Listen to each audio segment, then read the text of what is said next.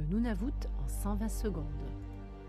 C'est en séparant les territoires du Nord-Ouest qu'on a créé le Nunavut le 1er avril 1999.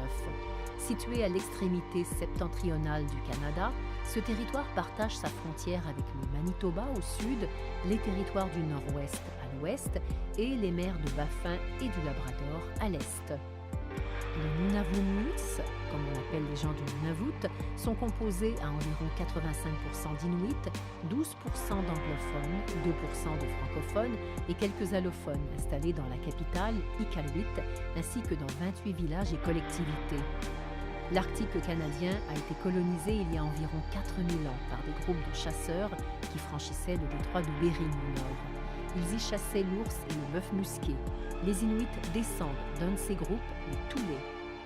Autrefois appelé Frobisher Bay, du nom de l'explorateur anglais Martin Frobisher, qui s'était aventuré dans cette région de l'Arctique en 1576, Iqaluit, la capitale, est située sur l'île de Baffin. Aucune route ne vous mènera au Nunavut. On y vient par avion ou par bateau, mais ça c'est seulement l'été. Sur le territoire, il faut ensuite se déplacer en motoneige ou en traîneau à chien, et sur de longues distances, en avion ou en bateau. Au Nunavut, le climat est polaire, mais les températures varient d'une collectivité à une autre. C'est à Kugluktuk qu'il peut faire le plus chaud, parfois jusqu'à 30 degrés centigrades en été, mais moins 15 à moins 40 en hiver. À Grise Fiord, là où il fait le plus froid, la température estivale peut parfois dépasser les 5 degrés centigrades, mais en hiver, les températures descendent sous les moins 50.